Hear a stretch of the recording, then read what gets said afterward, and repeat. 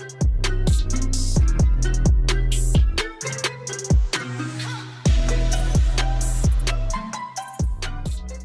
everyone, on this episode of How It's Made, we're going to talk about Cameron's sweet looking 389 and gasoline tanker. What we have here is a stock 389 DCP. Didn't do just a whole lot to this. Obviously had to strip it all the way down and then repaint it. This is Viper Red, and I don't have the paint code in front of me or else I'd share it with you. Didn't do, like I said, just a whole lot to it, but we did have to switch out the sleeper. DCP does not make a 48-inch sleeper, but I do have these, and I sell them in my store if you're interested. So we put the sleeper on.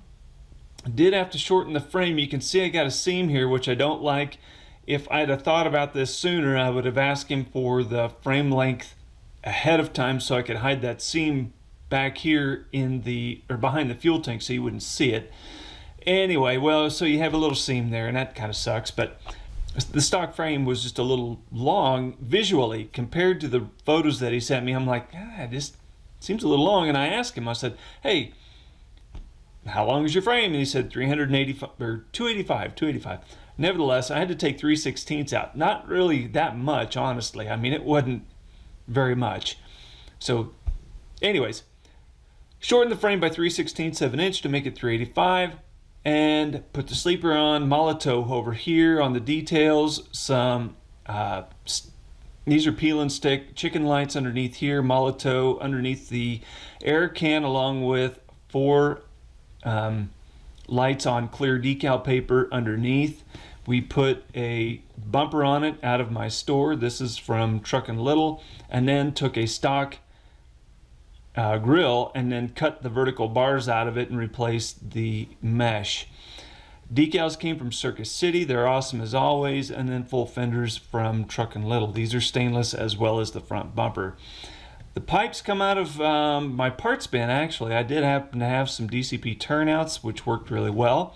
The grill is out of a Tractor Fab detail kit, which is something I also sell in my store. And then we have peel and stick lights back here. There was 4 across the back of the cabin underneath the louvers.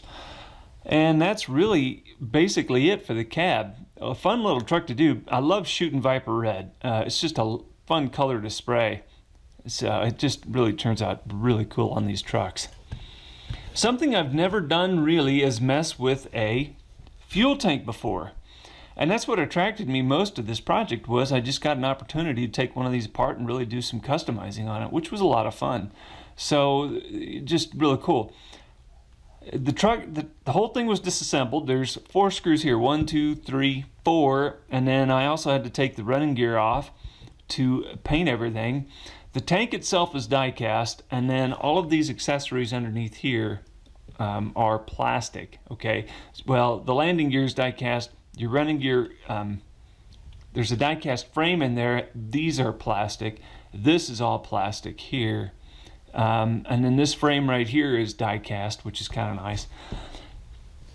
Back here you have some more die-cast parts and then plastic as well. But what was really neat is the tank itself is hollow, and then this top piece here comes off, as well as this frame comes off, which makes it super simple to paint. Well, maybe not simple, but a lot easier to paint.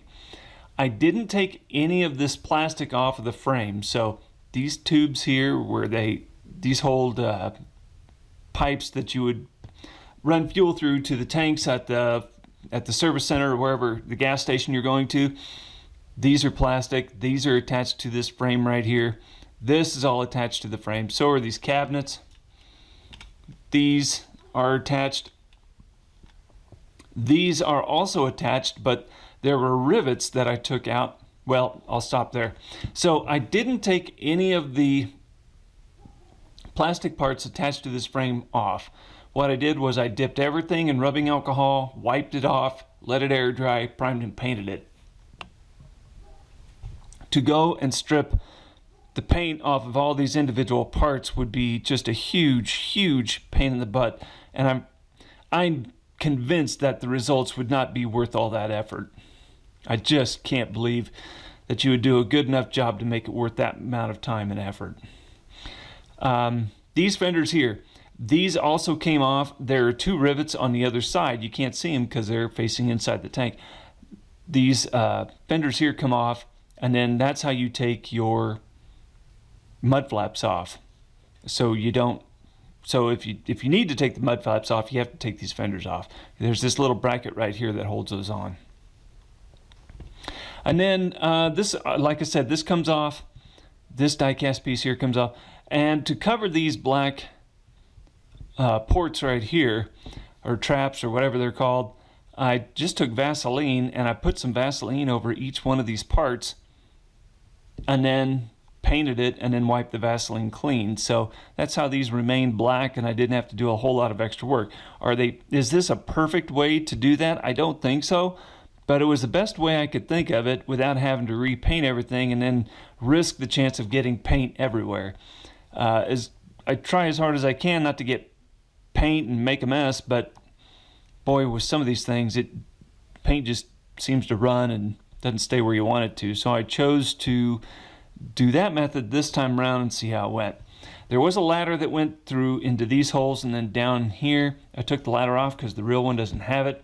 There were a couple of other parts that I took off of this truck or this trailer, excuse me, that didn't belong here. This is not a perfect match to the real trailer, but did what was realistic. And then this ladder right here came from an HO scale ladder kit that I bought out of a train store, and it's really thin metal that you can bend really easily and then place on the front just like this one. So that was kind of cool. The tank itself, I went ahead, it was chrome and it had some sort of decal over here, and I wiped the decal clean, got that off of there. Then I took 160 grit sandpaper, sanded this, roughed it up just so the primer would stick really well, and then I painted the entire thing white. I came in with tape, and you'll notice down here that this red stripe kind of dives toward the middle and then shoots back up toward the rear. So it just kind of bows in the middle. So with masking tape, I was able to mask that off and then paint it the way the real one is, or at least as close as I could get to the real one.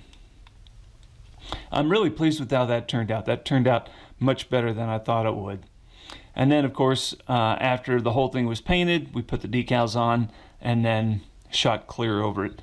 For some reason, just didn't get a really nice gloss shine on this white the way I would really like, but I can't explain that. But this was just a really cool project. I love shooting Viper Red. It's just a fun color to shoot, and this tractor trailer is just gorgeous. Take a look at the pics of the real one.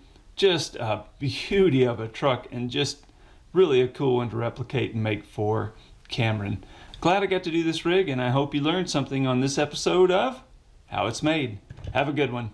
If you like this video, share it with a friend. Also, subscribe to Diecast Lab. That's the best way you can support my channel and support everything that goes on with Rockin' H. I'll lead you by the hand, step by step, with video tutorials, white papers, and other downloads that'll teach you everything I know, even how to turn your hobby into a profitable business. Thanks for watching. Catch you next time.